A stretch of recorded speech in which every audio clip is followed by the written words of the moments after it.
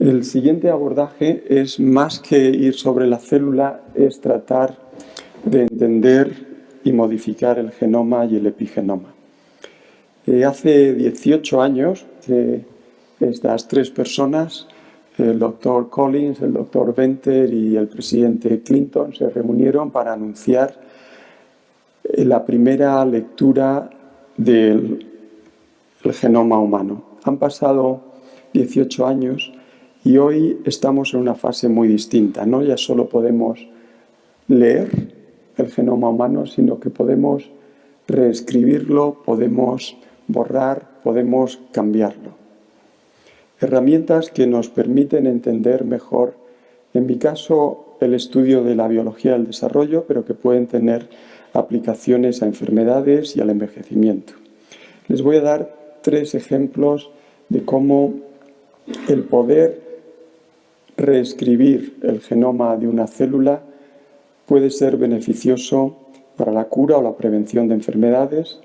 Y les voy a dar 3 ejemplos antes de nacer, justo después de nacer y en la vida adulta.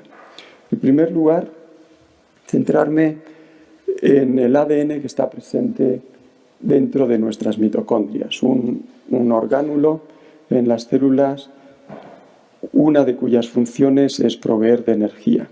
Alteraciones en el ADN mitocondrial da lugar a enfermedades realmente devastadoras y con una prevalencia relativamente alta.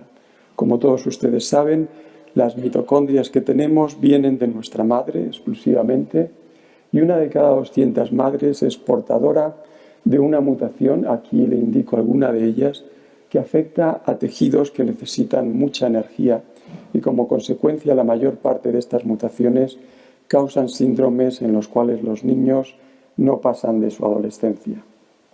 Es unas enfermedades relativamente prevalentes y que hasta ahora simplemente podíamos tratarlas de una manera sintomatológica.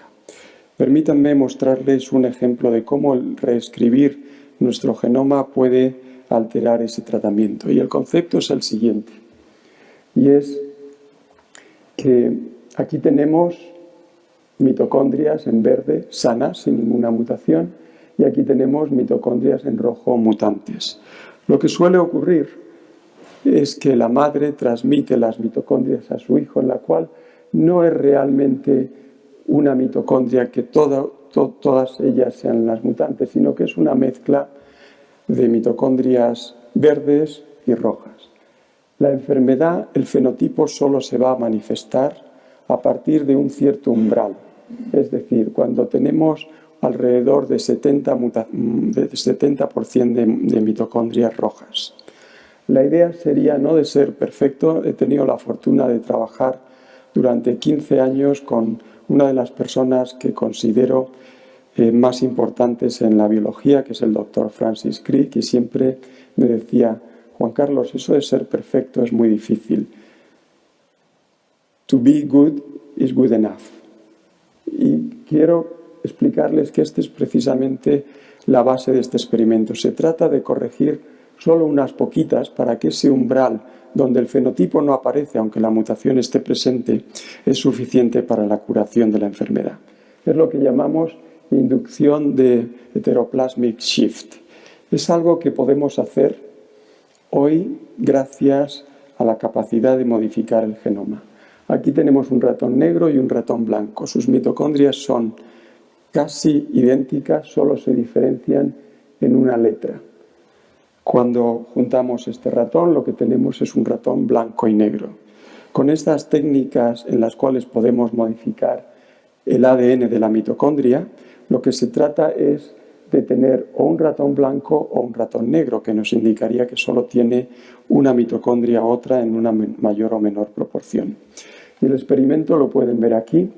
Estas son las bandas de ADN de un tipo de mitocondria, la de este ratón, y estas dos son las del otro ratón. Podemos eliminar específicamente la de este ratón y obtendríamos un ratón que la mayor parte del ADN, todavía existen un poquitín de estos dos tipos de bandas, pero la mayor parte es de este tipo. Y como consecuencia ese ratón blanco y negro se convierte en un ratón blanco. Modificando el ovocito de ese ratón blanco y negro, tenemos un ratón blanco. Este experimento lo hicimos por primera vez hace 6 años. Los ratones descendientes siguen siendo blancos, con lo cual es un fenotipo estable y que impediría, por lo tanto, la aparición de ese síndrome mitocondrial en enfermedades como las que les he indicado anteriormente. Nos comentaba que lo que se hace en un ratón no es siempre trasladable a un ser humano. Por ello hemos tomado ovocitos humanos y en enfermedades de mitocondriales mutantes hemos realizado el mismo experimento. Aquí pueden ver los dos tipos de DNA, el ADN control, salvaje, el normal, y el ADN mutante. Con estas técnicas en las que manipulamos el genoma podemos eliminar casi la totalidad del ADN mutante, lo suficiente para que si este ovocito se fertilizara e implantara, evitaría la aparición de todas estas enfermedades mitocondriales tan devastadoras. Otro tema es la importancia que tiene la mitocondria en el envejecimiento. No me voy a detener a darles ejemplos, la literatura es extensa, pero esta capacidad de poder generar y modificar el ADN mitocondrial puede tener una implicación no solo en la aparición de enfermedades que transmite la madre, sino en las últimas etapas de nuestras vidas, en la función que las mitocondrias tienen en relación con el envejecimiento. Esto es antes de que aparezca la enfermedad.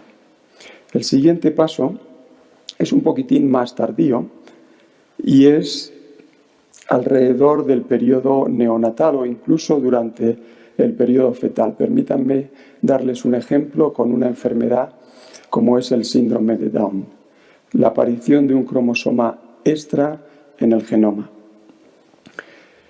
¿Cómo podemos tratar de eliminar, de introducir, de cambiar el genoma de enfermedades como las que les quiero mostrar? En los últimos 30 años, que la célula cuando se divide podamos modificar su genoma mediante este mecanismo de reparación del ADN, la homologous recombination, ha hecho que la biología realmente explote. Pero ocurre que la mayor parte de nuestras células no se dividen en el estadio adulto. Nuestro corazón, nuestro cerebro, nuestro músculo tiene una capacidad de división relativamente pequeña. Por lo tanto, aunque nos puede servir muy mucho tratar de modificar el genoma de embriones, células que se dividen, modificar el genoma de células adultas que no se dividen es mucho más difícil. Hace tan solo un par de años conseguimos por primera vez modificar el genoma de una célula que no se divide.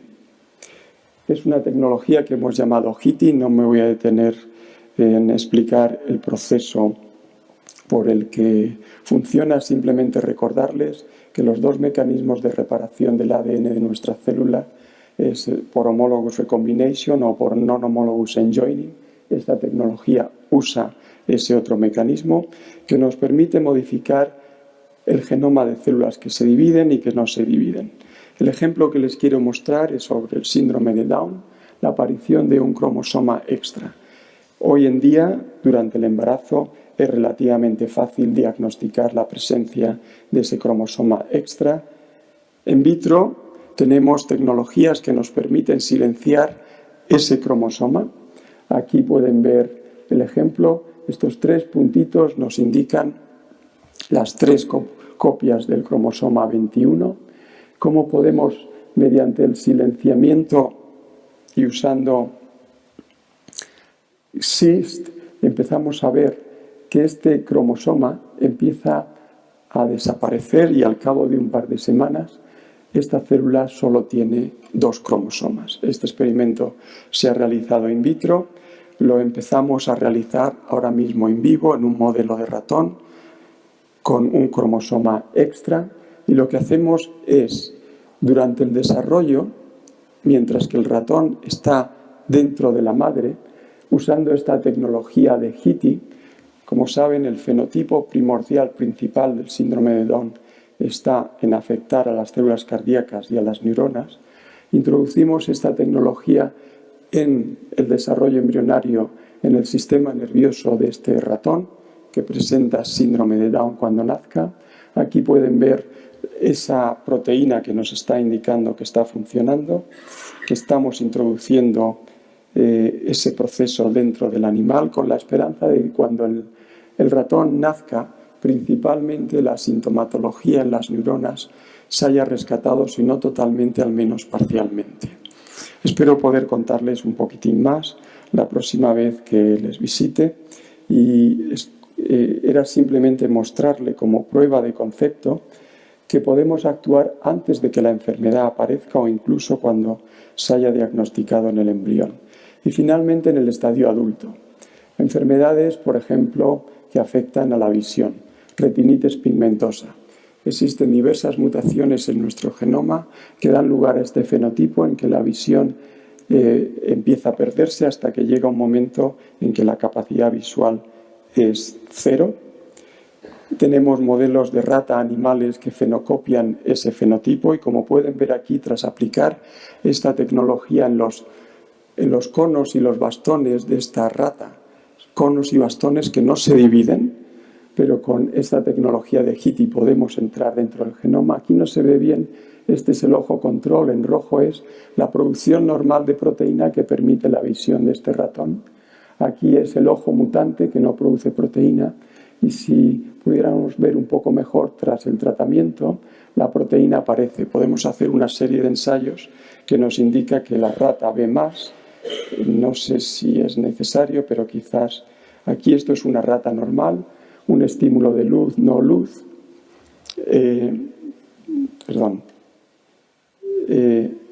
Esta es la rata normal. Aquí pueden ver, la rata gira su cabeza en función del estímulo de luz, no luz. Si hacemos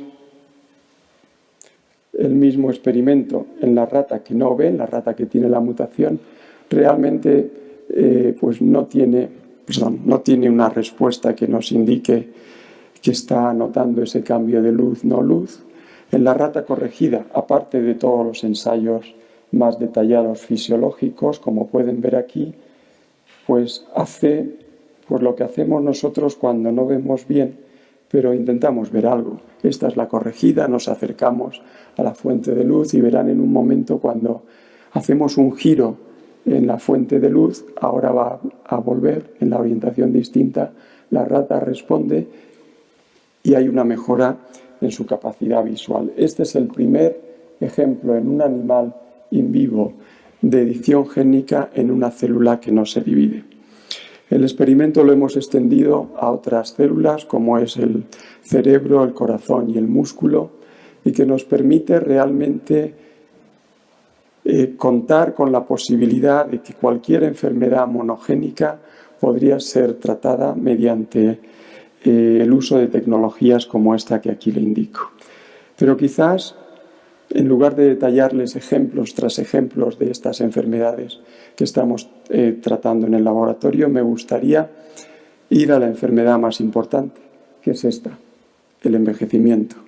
Esta es una enfermedad que todos tenemos y que además es la enfermedad que, de alguna manera, el mayor factor de riesgo de cualquier otra enfermedad.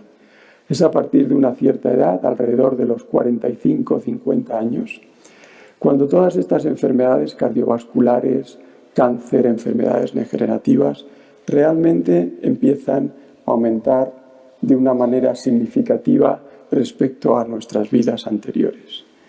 Existen modelos humanos de envejecimiento acelerado, como puede ser el caso de estos niños.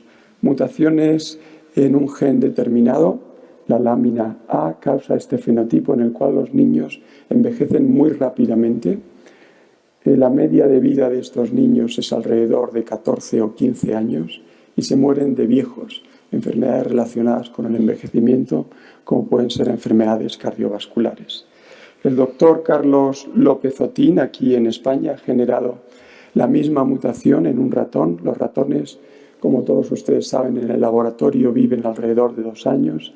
Este ratón vive alrededor de 2 meses y medio a 3 meses. Aquí pueden ver los primeros síntomas del envejecimiento en un ratón de aproximadamente solo un mes. Tecnologías como HITI nos permiten no solo centrar nuestro targeting en una zona, en una célula específica, sino en múltiples órganos a la vez. Y lo van a comprobar en la siguiente diapositiva. Al mismo nacer, los dos hermanos con esta mutación, uno lo tratamos con esta tecnología y el otro no. Estamos ahora en el mes 3, uno de ellos se va a morir al día siguiente y el otro, como pueden ver, no. Enseguida van a reconocer el ratón que fue tratado y el ratón que no fue tratado. Este se morirá mañana y este ratón todavía está vivo. Hemos podido rescatar esa mutación en diversos órganos. Es el primer ejemplo en el cual podemos rescatar el proceso acelerado de envejecimiento en múltiples órganos. Yo creo que experimentos como este nos van a poder empezar a entender qué es eso del envejecimiento. El poder estudiar estos ratones desde el inicio y cómo inician ese proceso y cómo lo podemos rescatar en células específicas nos van a ayudar desde luego a entender el envejecimiento. Me gustaría hacer hincapié en una observación que todos conocemos, pero que nos ha sido difícil de demostrar experimentalmente, y es que no todo es los genes. La epigenética juega un papel fundamental en el envejecimiento. Y la aparición o desaparición de determinados marcadores epigenéticos puede alterar el envejecimiento de una manera muy significativa. La importancia de la epigenética la podemos ver, por ejemplo, en gemelos, con una dotación genética casi idéntica. Como pueden ustedes comprobar en el día a día, los gemelos envejecen de una manera distinta y tienen enfermedades distintas, a pesar de tener una dotación genética casi idéntica. Estamos empezando a estudiar el papel que la epigenética puede tener en el envejecimiento. En algunos de estos modelos humanos hemos conseguido tratar de identificar marcadores epigenéticos que están relacionados con ese envejecimiento prematuro. En el síndrome que les acabo de indicar, podemos comprobar que este marcador no está presente, está disminuido comparado con una célula humana normal. En otro síndrome de envejecimiento acelerado, como el síndrome de Werner, ocurre realmente lo mismo. Y eso se puede cambiar. ¿Y cómo se puede cambiar? Mediante la reprogramación celular. Hace aproximadamente 10 años que el investigador Shinya Yamanaka utilizó 4 factores para convertir una célula adulta en una célula embrionaria. Y ese es un experimento epigenético en el cual elimina la mayor parte de las marcas epigenéticas de la célula adulta. De ahí que tomáramos una célula humana con este síndrome o con el otro síndrome de envejecimiento acelerado, la reprogramáramos y podemos comprobar que los niveles de este marcador ahora son idénticos. El experimento clave que nos dice que la epigenética tiene un papel fundamental en el envejecimiento es cuando hacemos esta reprogramación en vivo. Y lo que hacemos es que tomamos este ratón, de nuevo, que tiene esta mutación en uno de sus genes, y aplicamos estos 4 factores de Yamanaka. No estamos corrigiendo, como en el caso anterior, el gen roto. El gen roto todavía está presente en este ratón. Lo que estamos modificando es su epigenética. Y el resultado, como pueden ver en la siguiente diapositiva, tras aplicar estos 4 factores, es realmente espectacular. Este ratón no tiene nada que ver con el otro, a pesar de que todavía tiene la misma mutación que causa su envejecimiento acelerado. Es decir, que un cambio epigenético, el borrado de las marcas epigenéticas en vivo de un ratón con un envejecimiento acelerado por una mutación determinada, se puede corregir simplemente cambiando su epigenética. Esto no solo ocurre en este background específico, sino que ocurre también en un ratón normal. Como todos ustedes saben, cuando envejecemos, por ejemplo, el músculo no tiene capacidad de regenerarse y un insulto en el músculo hace que las fibras musculares adopten esta morfología sin ser capaces de regenerarse. En un ratón viejo, cuando aplicamos estos 4 factores, pueden ver que las fibras son totalmente distintas. Estos experimentos también lo hemos realizado in vitro con células humanas viejas y tenemos el mismo resultado. El mensaje es que la epigenética realmente tiene un papel fundamental en el funcionamiento de nuestras células y en la relación con el envejecimiento de estas células. E independientemente del background genético, de la mutación que causa un envejecimiento acelerado, se puede obtener un enlentecimiento e incluso una reversión del envejecimiento cambiando la epigenética. Por ello, necesitamos desarrollar técnicas que nos permitan modificar el epigenoma a voluntad. Los 4 factores de Yamanaka eliminan la mayor parte de las marcas epigenéticas. Por lo tanto, no es algo específico. Eliminan marcas que pueden ser buenas o malas para el envejecimiento. Debemos ser más específicos. Y con ello quiero mostrarles el siguiente experimento y ya el último experimento, que es tratar de modificar el paisaje epigenético de nuestras células para tratar de corregir enfermedades. El ejemplo que les quiero indicar en esta primera diapositiva es las distrofias musculares. Sabemos muy bien las mutaciones dentro de nuestro genoma que causan las distrofias musculares. Les he indicado hace 10 minutos tecnologías que pueden modificar el genoma para curar este tipo de enfermedades. Corregir el gen que no funciona. Otra posible alternativa es cambiar la epigenética, el locus epigenético de los genes que están mutados.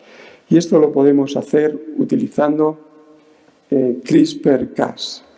Y es reutilizando la actividad de esa enzima y en lugar de hacer que corte, impedir que corte el ADN, fusionarle fragmentos que permitan transcribir, aumentar la transcripción o inhibir la transcripción de determinados genes.